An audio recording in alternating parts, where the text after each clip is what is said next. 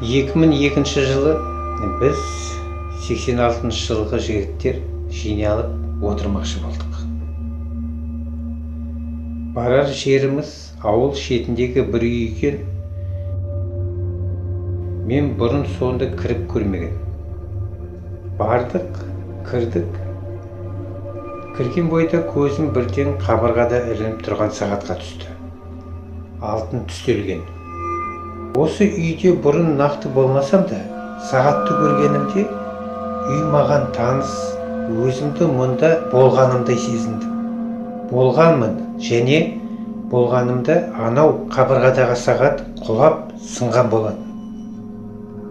Ана сағат қазір құлайды деп айтып қалып едім, аузым жабылып үлгерген жоқ, сағат құлады да сынды.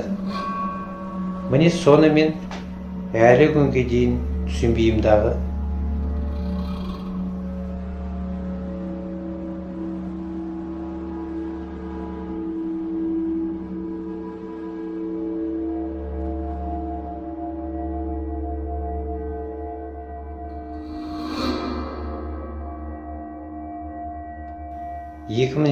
жылы Қызылордада пәтер жалдап кеш ұйымдастырмақ болдық.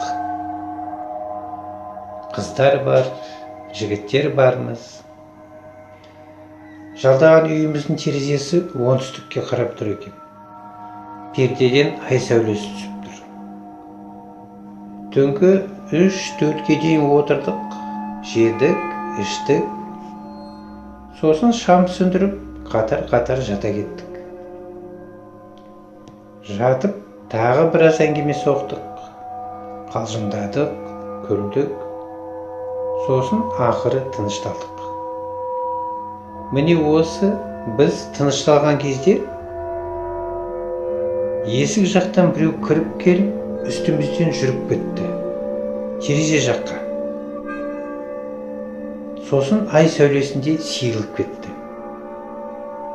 Зәреміз ұшқан біз топыр-топыр шулап, бөлмеден ышқынып шықтық. Басқа бөлмеде үйірленіп, жиналып, шулап, қалтырап, болған жайды түсінбек, бір-бірімізге түсіндірмек болдық. Не делінсе де ол жерде сол түні басымызбен кешкеніміз бәрібір жұмбақ боп қала берді. Әлі де сол.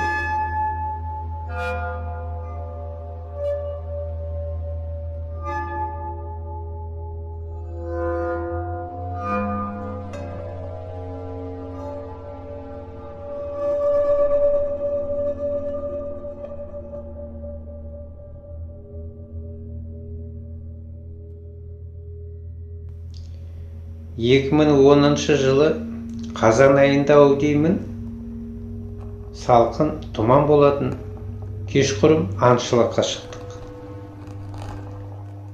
Құрдасым рөлде, балдызым қасында, өзім артқы орында. Тамағы, ішімдігі, керегінің бәрін алдық. Айдап келеміз.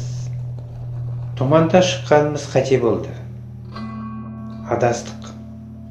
Өстіп қанша қаңғырғанымыз қайдам, бір кездері тұман сейіліп, алыстан жалғыз үй көрінді. Мен машинаның артқы жағында жатып қалған едім, шаршап. Әне, үй көрінді деген балдызымның дауысы естілген соң, басымды көтердім. Қарасам, расында да үй тұр. Көзіме тағы ілінгені үй алдында ақ жаулықты әйел тұрғаны. Қуанғанымыз сондай, жолдан шығып тура тарттық. Әйел де бізді байқады. Байқады дағы дереу үйіне кіріп кетті. Үй терезесінен маған көрінген шам өшті. Жақындап келіп үй алдынан тоқтадық. Енді бақсам, үйдің шатыры жоқ, терезесінің әйнегі жоқ, адам тұрмайтын үй. Қаңырап тұр. Жан жоқ. Не керек, үйді бір айналдық дағы, әрі қарай жөнеле бердік. Ауылымызды сөйтіп, бір сағаттан кейін таптық. Содан кейін дағы Осы бізге көрінгені не болды, соны ақыры түсінбедік. Бір-бірімізбен пікір бөлісіп, неше түрліні айтсақ та, солай ақыры бір пікірге келген жоқпыз.